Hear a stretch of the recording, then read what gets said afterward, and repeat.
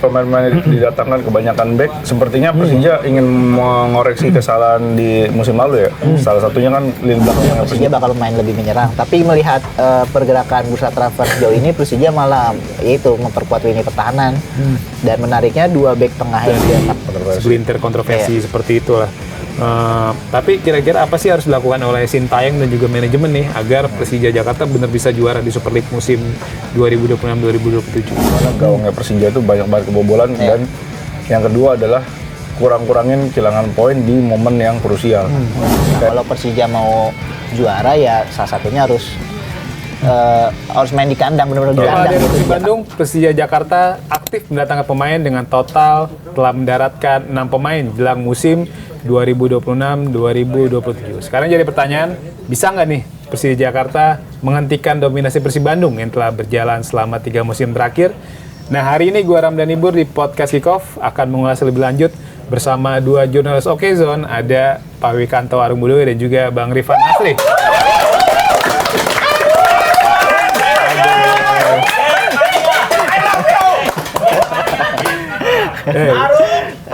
Jadi kita tahu tadi gue ada prolog juga nih, Bang Rifan juga Pak Arung. Persija Jakarta kan sudah mendatangkan 6 pemain nih. Hingga hari ini nih Selasa 14 Juli 2026 kan. Terakhir kan ada Radovan Pankov ya, mantan bek timnas Serbia kelompok umur. Jadi ya banyak pemain Eropa Timur yang datangnya Sintayong. Nah, dengan mendatangkan pemain-pemain yang ada nih, kira-kira udah langkah yang tepat belum sih buat mengincar gelar juara Super League musim depan tepat di hari ulang tahun Jakarta ke-500 ya. Kalau lihat pemain-pemain didatangkan kebanyakan back, sepertinya Persija ingin mengoreksi kesalahan di musim lalu ya. Salah satunya kan lini belakangnya Persija itu bocor banget kan. Tapi mereka belum memperbaiki satu sektor yang krusial yaitu kiper, karena kan Eduardo dilepas kan. Sampai hari ini Persija belum datangin kiper dan rumornya belum datengin kiper asing maksudnya. Baru Akil Safik ya. Baru Akil Safik, sorry. Jadi maksudnya kan sejauh ini Persija disebutnya mau datengin main kiper asing kan.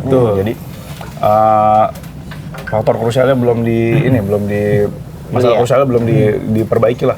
Bahkan katanya Akil Safik diambil buat skema tukar barter gitu. Jadi sama ada lah pokoknya siapa.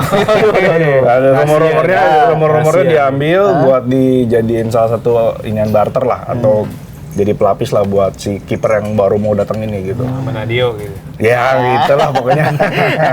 Jadi sejauh ini Persija mendatangkan back, mungkin ya itu salah satu yang dilihat sama Sintayong kurang. Dan kalau kita lihat Sintayong rekam jejaknya waktu melatih timnas kan juga mereka sering banget dia ngambilin back kan. Ngatih pertahanan deh. Ngatih pertahanan ya, itu mungkin juga salah satu permintaannya Sintayong kali ya untuk datangin banyak pemain di posisi agak bertahan, gak cuma back gitu. Jadi ya sejauh ini kalau melihat nama-nama yang datangkan di Skolinger, Kerim Memija, terus juga tadi Radovan Pankov, dan kabarnya mau datang lagi Stepan Lonsar atau siapa lah itu. Gelandang itu.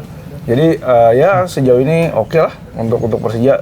Dan kayaknya Sintayong pengen belakangnya nih full, nggak full ya, mungkin belakangnya banyak pemain asing tapi depannya kayak kebanyakan orang lokal nih.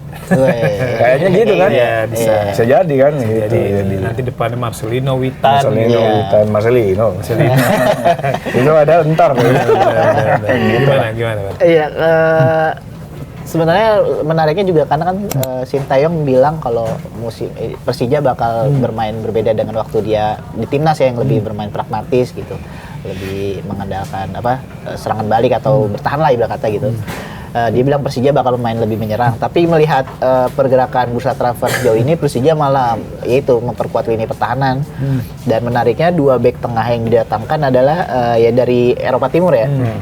Kollinger sama tadi Pankov ya. Nah, saya bingungnya nanti apakah bakal bermain 3 back. Kalau main 3 back otomatis Rizky Ridho harus dimainkan kan. Nggak mungkin Rizky Ridho jadi cadangan juga atau ya pindah posisi. Waktu di timnas kan dia di sisi kanan bagus juga kan. Ya, kita nggak tahu juga nanti ada pergerakannya bagaimana. Tapi itu saya melihat ini kok Sintayong jadi kayak yaitu berakankah dia bermain pragmatis untuk bisa juara gitu kan. Tapi ya jadi kan di sesi preskon Sintayong bilang gue bakal main menyerang ya. Tapi faktanya pemain-pemain yang datang mayoritas malah pemain belakang kan. Walaupun kita nggak tahu juga, bisa jadi mungkin yang udah banyak pemain depannya di nego mungkin belum deal kan. Kayak kasus Peralta kemarin. Itu pemain depan tuh udah bilang katanya udah dikontrak. Dengar-dengar katanya udah dikontrak tapi faktanya belum dan akhirnya kan kabarnya membelot ke Persib Bandung. Kita tinggal lihat nanti siapa aja lagi nih pemain-pemain yang akan didatangkan oleh manajemen Persija Jakarta ya. Kita tahu kan juga Persija ya seperti yang tadi gue bilang pasti kan dia punya target juara ya. Karena Persija terakhir kali juara itu tahun 2018 kan. Dan juga itu kan rame banget, kontroversi banyak yang ngecengin lah. Bukan gelar juara murni anak papa karena dibantu apalah. Tapi kan inisial itulah. Tapi kan tapi faktanya di atas lapangan ya Persija tetap juara gitu walaupun terlepas dari segelintir kontroversi seperti itulah. Tapi kira-kira apa sih harus dilakukan oleh Sintayong dan juga manajemen nih agar Persija Jakarta benar bisa juara di Super League musim 2026-2027? Yang pertama tentu adalah membenahi kekurangan musim lalu di mana gawangnya Persija itu banyak banget kebobolan dan yang kedua adalah kurang-kurangin kehilangan poin di momen yang krusial. Kayak misalnya kayak misalnya musim lalu tuh Persija ada beberapa pertandingan yang diperkirakan ini bisa menang nih ternyata malah seri. Kalau kalah mungkin ya itu kita nggak tahu ya, tapi buang-buang poin seri itu paling ngeselin sih dalam sepak bola. Kalau misalnya nih dalam 5 pertandingan lo kalah 2 tapi menang 3 kan 9. Tapi kalau lo 5-5-nya seri kan lo cuma dapat 5 poin gitu. Rugi gitu. Jadi lebih baik menang atau kalah. Nah, itu yang harus lebih ditanamkan Sintayong di musim depan daripada lo seri gitu, mending lo kalah. Tapi di pertandingan berikutnya lo dapat poin terus gitu. Dan juga ini sih paling membenahi mental. Kayaknya mentalnya Persija tuh kalau udah ketemu lawan yang low block yang sangat mainnya defensif banget tuh bingung. Kayak nggak punya kreativitas. Musim lalu sebetulnya permainan Persija kan bagus ya. Cuman terlalu monoton. Waktu lawan Persib lah, contohnya itu paling kelihatan banget waktu lawan Persib di Borneo. Main di kandang Borneo ya. Itu mainnya tuh sayap terus, ngumpan sayap, ngumpan sayap tuh monoton banget gitu. Kayak nggak punya plan B gitu, kayak nggak punya bisa lewat tengah alternatif gitu. Jadi itu yang harus diperbaiki Sintayong musim depan. Dan mungkin ya kalau dari manajemen sendiri mungkin fokusnya cari cara supaya Persija bisa main tetap di Jakarta, ketika main di kandang kan. Kita tahu Persija Jakarta kan musim lalu beberapa kali terusir lah ya, nggak bisa main di Jakarta.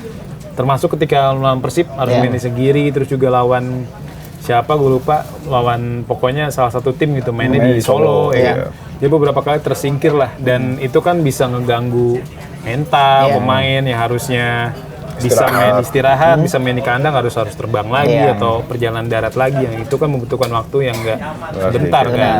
Gimana Pak? Iya, jadi faktor utama yang harus diperbaiki Persija itu ya laga kandang ya, karena terbukti Persib main di kandang nggak terkalahkan gitu kan, karena dia tetap mainnya di GBLA. Nah kalau Persija mau juara ya salah satunya harus main di kandang, benar-benar di kandang, yaitu di Jakarta, karena yaitu berbagai faktor bisa mempengaruhi. Jadi itu yang kedua mungkin juga STY dengan menghadirkan banyak pemain bertahan saat ini bisa jadi dia beneran bakal bermain pragmatif kan, seperti kata Mas Bur dalam sejarahnya beberapa tahun terakhir yang juara Super League kan yang bermain pragmatis kan, Stefano Cugura, Tavares, Hujan Hodang. Jadi ya mungkin ya itu lebih cocok begitu ya? Iya, lebih cocok gitu main pragmatif. Kan itu sah-sah saja kan? Bener, nggak ada yang salah. Ya momentum aja. Kadang bisa bermain menyerang kan? Apalagi STY juga di timnas juga nggak melulu bertahan kan? Kadang dia juga menerapkan strategi menyerang. Ya? Benar. Jadi ya dengan menguatkan lini pertahanan seperti kayak timnas, ya mungkin dia melihat di Persija bisa dilakukan kembali dan ya terbukti di timnas kita bisa lolos nyampe round pas ST4 kan ya? Round 3 jadi ya diganti tanah. Siapa Bang? Ya, terus nah itu dia. Jadi menurut saya dia melihat strategi yang dilakukan di timnas mungkin bisa berjalan di Persija gitu. Iya, betul. Dan kita tahu kan dari 6 pemain yang sudah didatangin oleh Sintayong, salah satunya Pratama Arhan. Pratama Arhan itu kalau kita ngecek statistik, dia menjadi pemain nomor kedua terbanyak timnas Indonesia dari Sintayong bermain ya. Jadi ini kita perhitungannya nggak cuma di level senior, tapi juga mulai dari U20 atau U19 terus lanjut ke U23. itu Arhan mencatatkan 68 penampilan. Iya. Dan itu bukan yang terbanyak ternyata. Iya. Yang paling banyak Witan. Witan, iya. Witan itu 70 caps bersama timnas Indonesia asuhan Sintayong, dan itu di berbagai kelompok umur. Iya. Nggak cuma di senior tapi juga di level yang lebih rendah. Terus di posisi 3 ada Rizky Ridho, keempat baru Marcelino, dan kelima ada Asnawi Mangkualam. Iya. Berarti kan kalau dari 5 pemain ini 3 udah dipunya Persija nih. Satu dua tiga tuh. Iya. Benar 1 2 3. Witan, Arhan, Ridho. Nah, ini gimana Kans Marcelino dan Asnawi? Apakah akan masuk juga nih, masuk 5 besar itu untuk ujung-ujungnya gabung Persija? Kalau Marcelino gini, dia memang lebih baik dapat menit bermain. Even mainnya di Persija, mainnya di klub Liga Super Indonesia, Yeah. ya dia krusial banget dapat menit bermain musim depan daripada dia nggak main-main, akhirnya nggak kepake juga sama John Edman. Yeah. Kan? Betul. Nah kalau dia akhirnya ke Persija ya nggak apa-apa juga. Siapa tahu skemanya adalah pinjaman, nanti musim depan balik. Yang penting kan match fitness-nya balik, kompetitifnya balik Yeah. gitu, dan dia dapat menit banyak bermain. Apalagi dia akan main di bawah asuhan pelatih yang bisa dibilang Udah favoritnya kenal. dia, Iya, udah kenal kenal banget. dia lah. Tapi apakah Oxford United mau? Salah satu pemiliknya Oxford United mau, udah kehilangan oleh Romeni, kehilangan Marcelino, nggak ada representasi timnas Indonesia di sana. Erick Thohir. Iya, Beda lah ya. iya, walaupun dia adalah pemilik di Indonesia, dia pasti pengen ada wajah Indonesia di sana. Gitu. Apakah dia mau ya? Itu nggak tahu. Itu nanti deal-dealannya gimana. Nah, satu lagi Asnawi, kalau ngelihat dia waktu itu berani banget langsung lompat ke Ansan Greeners.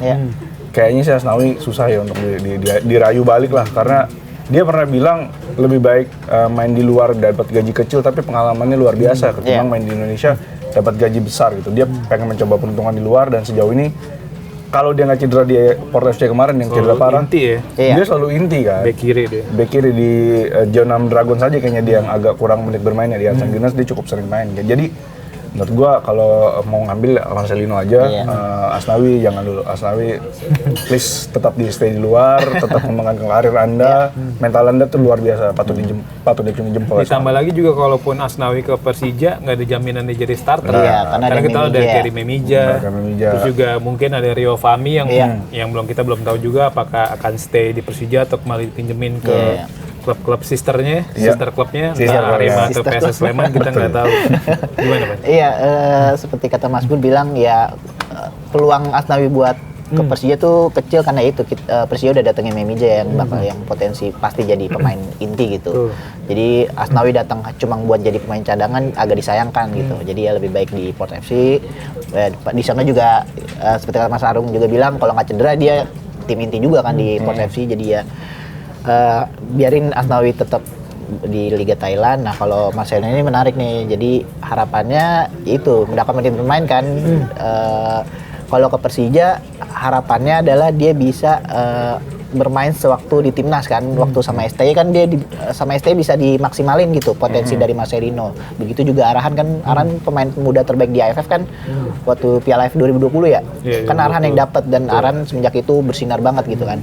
Dan yang menemukan potensi itu kan bisa dibilang STY lah. STY memaksimalkan, dan harapannya Marcelino juga waktu main gol 2 Arab, 2 gol ke Arab kan masih STY kan gitu ya. Masih STY. Bukan John Hartman. Bukan John Hartman. Jauh ya. Nah ya harapannya STY bisa maksimalin lagi nih potensi Marcelino, bisa ngeluarin lagi ya.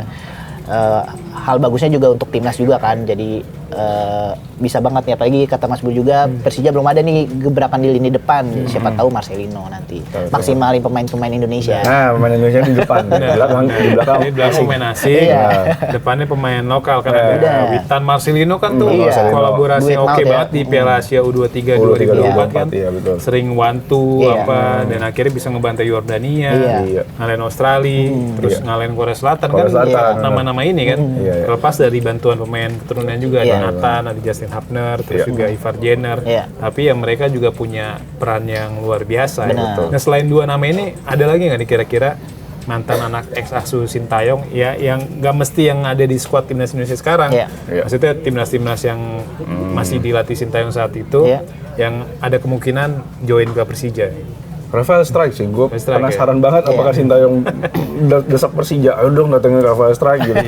Karena yang bisa menggunakan Rafael Strike itu cuma dia doang, Sintayong doang. Jan Older Kering nggak bisa sama sekali, nggak ngerti. Patrick Kluivert lah, si Jonathan juga nggak ngerti kan cara pakai dia. Benrol siapa Ya, Benrol yang tahu maksimalkan potensi cuma si Sintayong dan ya kalau misalnya Rafael Strike berpikir untuk masa depannya dia, bisa aja dia ngajuin permintaan di transfer gitu. Handed in transfer request kan boleh kan pemain gitu. Ya nanti tinggal deal-dealannya Dewa sama Persija lah, skemanya mau pinjeman kayak mau beli-belian kayak. Hubungannya Persija sama Dewa kan juga lumayan baik ya. Nggak jelek-jelek banget gitu. Gue pengen ngeliat Rafael Strike sih. Ivan Jenner gimana? Ivan Jenner. Kayaknya juga bisa tuh. Jenner juga bisa tuh. Ya pokoknya kayaknya itu tadi curiganya itu ya? belakangnya diperkuat kok ini asing, depannya lokal. Jadi kan kalau pertahanannya kuat, otomatis pemain-pemain depan kan jadi nyaman nyerang main gitu. Siapa tahu kan kita nggak tahu idenya Sintayong. Kalau gue lihat selain tadi Rafael Strike, ya mungkin Nadeo juga bisa masuk kan. Karena kita tahu juga lagi daftar incaran Persija. Kalau netizen banyak yang bilang, gimana lu kan Nadeo baru perpanjang kontrak ya juga. Ya nggak ada yang tahu. Kalau pemain baru perpanjang kontrak juga nggak ada jaminan dia bakal stay. Kalau ada klub yang berani ngebayar sisa kontraknya atau dipinjemin kan bisa aja pindah. Benar. Makanya kayak gitu aja. Itu Nadeo, terus juga ada Rafael Strike. Mungkin juga Ricky Kambuaya juga nggak ada yang tahu. Kita tahu juga Dewa United kan sekarang ini kayaknya dalam tanda kutip lagi cuci gudang nih. Karena dia ngelepas banyak pemain kan dari Jaja dilepas, terus Wahyu Prasetyo juga. Dan pelatih udah ganti kan, bukan Jan Older Kering lagi. Sekarang kan rumornya lagi kenceng si Osmar Los itu pelatih yang sempat dikaitin sama Persib. Dan itu tuh pelatih itu kan pelatih yang pelatih memang udah level Asia. Pernah melatih Persepolis di Liga Iran, pernah juara, pernah bawa Buriram juga juara Liga Thailand, dan bukan nggak mungkin standar pemain yang dibutuhkan dia tinggi. Dan Ricky Kambuaya bisa jadi nggak masuk nggak masuk dalam daftar skema ini, bisa jadi pindah ke Persija. Jadi ya mungkin main itulah yang mungkin gabung ke Persija mungkin ya. Gimana Pak? Kira-kira siapa lagi? Ya itu bisa jadi Nadeo sih kayak seru. Apalagi kata Mas Harum bilang juga kayak Persija butuh kiper yang punya profil tinggi. Benar. Karena musim lalu ngebedain antara Persib dan Borneo ya penjaga gawang. Gitu Persib punya Teja, Borneo punya Nadeo. Nah Persija masih bimbang nih si siapa Mauricio Souza musim lalu kan. Dia mau main Andri Tani atau kalau Eduardo dan dua-duanya Cyrus tengah-tengah. Cyrus berapa kali main sih? 2 kalau nggak salah, 2 apa 1? Yang kedua cadangan tapi maksudnya masuk dari bangku cadangan kan. Dia starter lawan Bayangkara aja. Itu transfer Persija kita bahas. Selain bursa transfer juga Persija nih sama kayak Persib. Jadi tim yang paling banyak ngirim pemain ke timnas Indonesia ya jelang Piala AFF 2026. Kan ada 11 pemain tuh. Dan pemain-pemainnya pemain top semua kan, ada Donitri, ada Moro Zelstra, Arhan, terus juga ada Sen Patinama, Jordi Amat, terus Kirido dan lain-lain dah. Kira-kira nih dari 11 pemain ini yang masuk skuad akhir timnas Indonesia berapa orang? Atau kok memang cuma 4-5 orang atau mungkin bisa lebih banyak lagi gitu? Kita ngurut dari belakang nih kalau ini nih, biar gampang. Kirido, Donitri, Jordi kayaknya masuk. 3 nih. Sen Patinama 50-50 lah. Karena dia kan sejauh ini belum pernah dicoba kan, karena dia ajarannya akumulasi kan. Iya betul, akumulasi geser ke tengah. Kayaknya Ryan Nanan mungkin masih dipanggil karena waktu kemarin terakhir FIFA Matchday kayaknya dipanggil ya. Main lawan Mozambik lawan Mozambik. Terus Mauro Silva kan udah out karena dia udah pulang cedera dia. Kemungkinan absen. Witan 50-50. Terus kayaknya sih itu sih nama-nama yang biasa di timnas Indonesia aja paling. Siapa Pan? Kan awalnya Persija 6 dulu kan ya, baru 6 dulu. Excel masuk. Nah, Excel tuh. Sorry nambah Excel. Ya menurut saya yang 6 awal itu yang di sesi pertama itu. Sama ketambahan. Kan siapa aja tuh? 6 siapa aja? Rizky Ridho, Saini Patinama, Jordi Amat, Donitri. Excel nggak masuk ya? Excel nggak termasuk ya 6 itu ya? Ryan Nanan, satu lagi Mauro sih sebenarnya. Tapi Mauro kan cedera berarti 5. Kayak yang pilihan pertama tuh yang emang diniatin John Hotman untuk Dipanggil masuk apa? skema dia gitu. Tadi Donitri udah disebut ya? Udah. Donitri udah Iya. ya. Terus ada siapa? Oh, Fajar Fatur berat ya. Fajar Fatur tuh berat, karena bukan ada Sandy Walsh kan sekarang. Iya. Betul. Terus Udah nggak mungkin udah ada berat. Victor Detan juga ya? Victor Victor Detan Detan. bisa tuh, Victor Detan kalau mau dicoba Terdetan juga bisa tuh. buat sayap. Sama siapa lagi Oh ya? iya, Victor Detan. Victor Detan ya. Lupa lu. Zelstra udah segitu doang ya. Iya, segitu Sama doang. Excel Iya. paling ya. Excel sih, karena butuh penyerang. Bener. Tapi Excel dengan hadirnya Mitchell Mitchell Baker Baker. agak Ya, agak Iya goyang sih. juga Iya, dia. bakal. Baker walaupun nggak punya caps di senior, maksudnya Benar. belum pernah main di level profesional, tapi bukan nggak mungkin juga bisa main bagus juga. Iya. Karena kita tahu juga kayak Boas Salosa dulu. Boas Salosa nggak punya klub dulu. Iya. 2004 kan itu baru jebolan PON doang kan. Jebolan PON doang. Top skor PON, tapi langsung dipakai sama Peter Witt Peter Witt dan ternyata langsung jago gila. banget. Dan Iya. gue dong lihat tahun 2004 ini siapa Boas Salosa? Tapi kalau Ilham Jaya Kusuma waktu itu Tahu. strikernya Ilham Iya. kan. Ilham kan masih gacor ada Persita kan. Terus juga cadangannya Zainal Arif kalau nggak salah. Masih ada Kurniawan lagi. Kurniawan juga kan sempat main bareng tuh bertiga Oh, iya. tuh, Iya. 3-3 main langsung penyerang semua tuh Kurniawan, Ilham mau Boas, ya kan? Iya. Kalah apa saya lawan Singapura tuh, Singapura karena banyak pemain naturalisasi waktu itu Sama kan. Boas patah kaki juga kan. Boas Iya. patah kaki di GBK di tackle sama Bayaki Bayaki Kaizan. Iya. Itu kaki kiri kalau nggak salah ya. Nggak tahu gue, lupa kaki. Kiri kalau nggak salah, kiri pe kanan pokoknya. Salah satu lah. Terus Iya, lawan 2007 2007 baru yang sebelahnya tuh, Iya. lawan Hong Kong. lengkap ya. Bener lengkap. Jadi Boas Soloso itu tandanya berarti Boas punya kecintaan ke timnas Indonesia. Dia nggak pernah apa ya, walaupun pernah Sakit ya, hati. sakit hati maksudnya pernah patah kaki Iya. tapi tetap ketika ada panggilan tim nasional tetap eksis ya. Iya. Dan kan bahkan masih main di timnas sampai 2016 kan. 2016. Ketika timnas Indonesia Alfred Riedel. Piala AFF era Alfred Riedel juga masuk ke final waktu itu.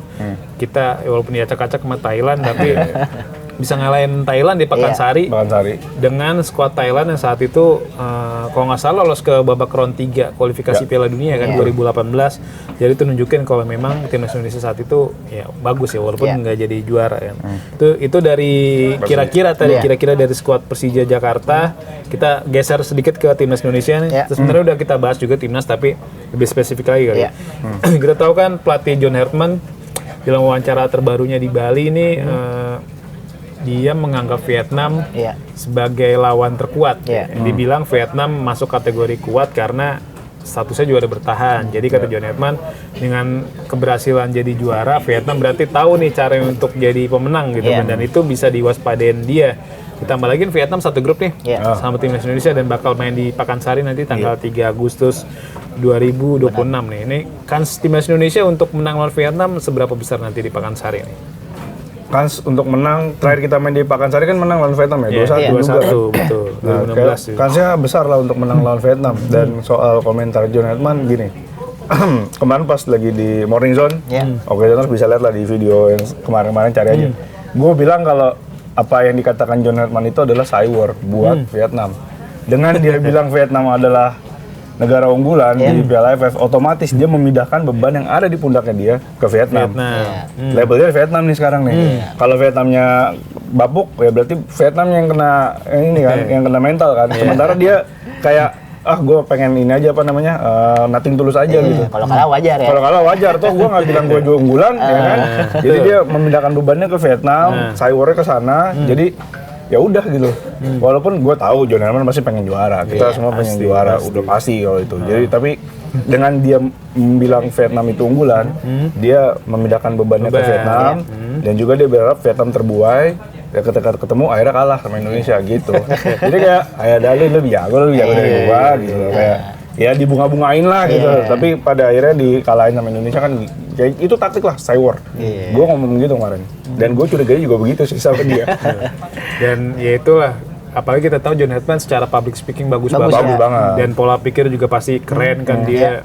Lama tinggal di negara-negara maju lah ya, memang kan lahir dari Inggris, tapi lama di Selandia Baru, di Kanada, jadi pola pikirnya terbuka. Dan itu mungkin ya salah satu cara dia untuk ngalahin Vietnam. Jadi kayak cywar dia untuk ya pelan-pelan nusuk Vietnam yang sekarang lagi gelar TC di Korea Selatan. Kita tahu Vietnam TC di Korea Selatan, Singapura TC di Jepang, Indonesia TC di Bali dan tanpa uji coba. Makanya kita lihat bisa nggak nih John Herman bikin bangga atau bikin puas masyarakat Indonesia ya, Iya, karena iya. kan udah lama banget ya. Bukan udah lama malah. Nggak pernah. Nggak pernah juara Nggak kan. pernah juara. Nggak pernah juara di level Asia Tenggara, kita cuma juara SEA Games SEA Games. atau AFF kelompok umur, jadi Iya. AFF senior belum pernah. Iya. Nah, soal peluang lawan Vietnam gimana? Iya, walaupun bisa jadi pesaing, tapi emang faktanya di atas kertas Vietnam emang lagi bagus-bagusnya. Maksudnya kata Mas Bur bilang juga, dia di TC di Korea Selatan ngelawan K-League 1 tim Gangwon ya. Gangwon FC menang 2-1. Walaupun emang Gangwonnya tuh nggak full tim Bukan gitu, pemain utama gitu. benar, tapi ya tetap aja pemainnya bagus-bagus. Main bagus. Iya. Peringkat 3 sekarang Gangwon Iya. di Liga Korea Selatan. Iya, dengan menurunkan skuad terbaiknya itu bisa dibilang lagi mencoba nih menurunin skuad terbaiknya. Vietnam bisa menang 2-1, sebelumnya ngelawan K-League 2-nya apa tuh namanya? Lupa deh. Itu Iya. menang juga 2-1, 2-1. lawan kasta ketiganya menang 6-0. 6-0 Sehun FC kalau nggak salah. Iya, jadi ya membuktikan bahwa Vietnam nih benar-benar lagi siap-siapnya nih. Dan di antara emang 4 tim ini kan, 4 tim terkuat di Asia Tenggara, Thailand, Thailand, Vietnam, Indonesia. Indonesia, Malaysia lah. Malaysia. Gitu. Itu cuma Vietnam doang yang menurunkan kekuatan terbaiknya gitu kan. Jadi secara materi pemain emang Vietnam yang lebih baik ya. Kita nggak bisa ngandalin pemain diaspora, terus Main yang di Eropa ya. iya, di Eropa. gitu, Thailand, terus Malaysia juga tahu. habis ganti pelatih juga kan sih. Iya, iya. Malaysia, terus Cheng Thailand pun juga nggak bisa karena banyak klub-klub yang nggak ngelepas pemainnya, jadi dia nyampur lah pemain Ya, senior dan karena muda. persiapan jelang musim baru kan, itu jadi PR memang AFF tahun ini sih. Iya, dan pelatih Thailand juga dia bilang fokus utama Thailand sih emang FIFA ASEAN Cup bukan Piala AFF. Jadi ya target utamanya udah beda, jadi wajar kalau Thailand nggak maksimal lah ibarat kata gitu. Jadi yang di antara 4 negara ini kan emang Vietnam, jadi wajar kalau Jonathan bilang Vietnam yang paling menakutkan lah. diwaspadai, Iya, gitu. benar. Benar. Dan itu makin bikin jemawa media-media Vietnam Nah. ya. Ya, biarin kalau gue Media biarin. Vietnam kayak The Tau, udah 47 bilang Indonesia takut. Iya. Judulnya gitu kan. Iya, iya. Indonesia takut nih melihat keganasan Vietnam dengan Nguyen Swanson-nya, Iya. Nguyen Quang Hai kan, Iya. jadi Iya. bikin Wan mereka Dok. makin jemawa Iya. dan nggak takut. Apalagi mereka Benar. pikir kan, kayak timnas Indonesia nggak ada Jai Ijaz, nggak ada Kang Iya. Ferdong, nggak ada Emil, bisa lah. Iya. Apalagi tapi ini nggak tahu. Iya. Padahal faktanya kita ada Tom Haye, Iya. ada Ragnar, ada Sandy Walsh gitu kan, dan itu bikin peluang Indonesia jadi juara Iya. terbuka lah. Iya, betul. Tapi bicara tadi Bang Rifan bilang Iya. Malaysia, Thailand nggak nurunin pemain utama gitu. Kira-kira apa sih pertimbangan mereka nggak nurunin skuad utama di Piala AFF tahun ini?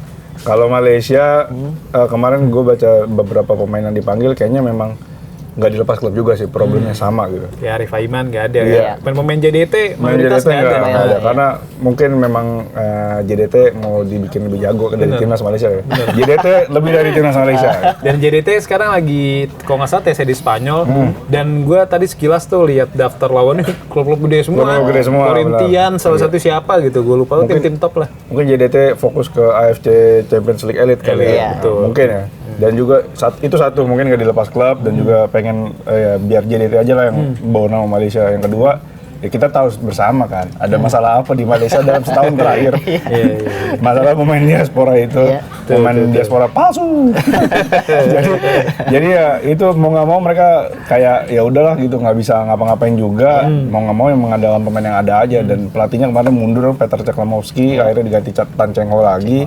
Dan mungkin Malaysia pengen memakai momentum ini untuk meriset lagi aja, meriset semuanya dari awal untuk ya inilah apa namanya, coba-coba aja, siapa tahu skuad ini bisa melangkah jauh gitu kan, kita nggak tahu. Sementara kalau Thailand ya selain sama klub juga bermasalah nggak dilepas, mungkin Thailand sudah merasa gue udah sering ini, udah sering juara, udah paling banyak. Mau Vietnam 3 edisi lagi juara juga masih belum kekejar kejar ya. kan. Betul.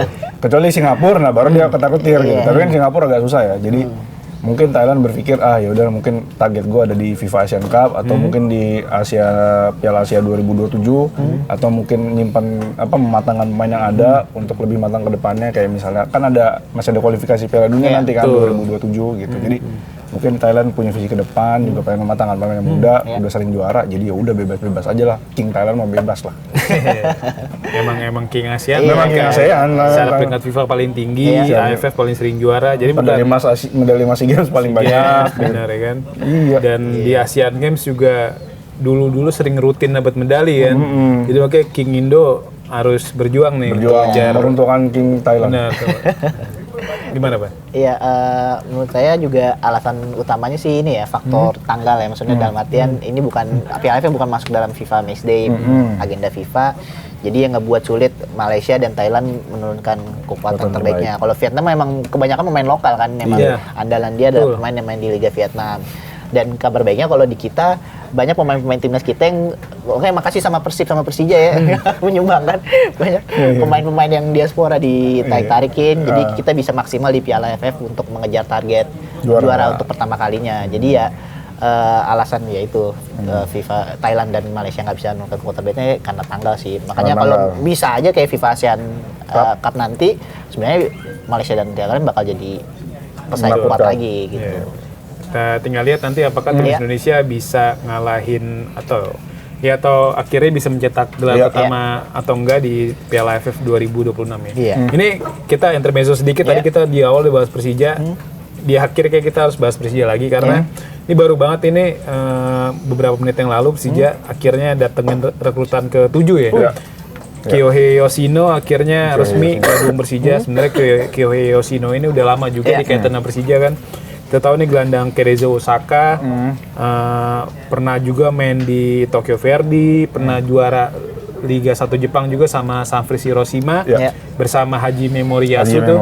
Jadi gelandang luar biasa ini si Yoshino. Jadi dalam pernyataan Persija, Yoshino bilang bangga bisa gabung Persija, jadi pengalaman barunya setelah karir lebih banyak di Asia Timur nih, di Jepang dan Korea Selatan bersama Daegu FC.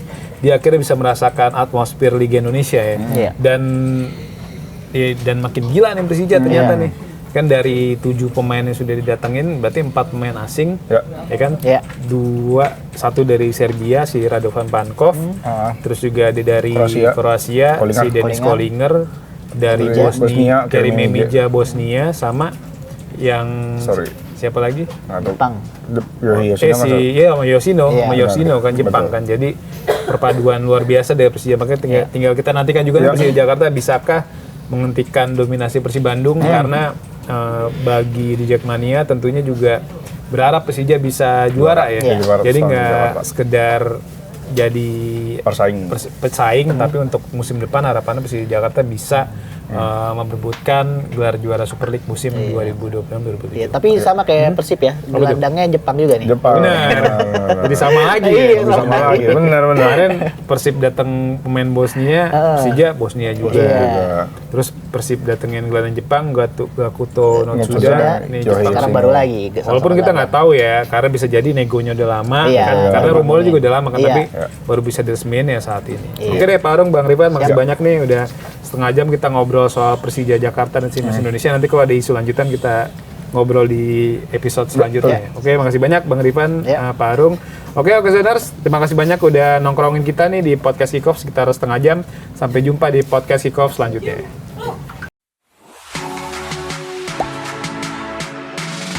Gak sempet baca?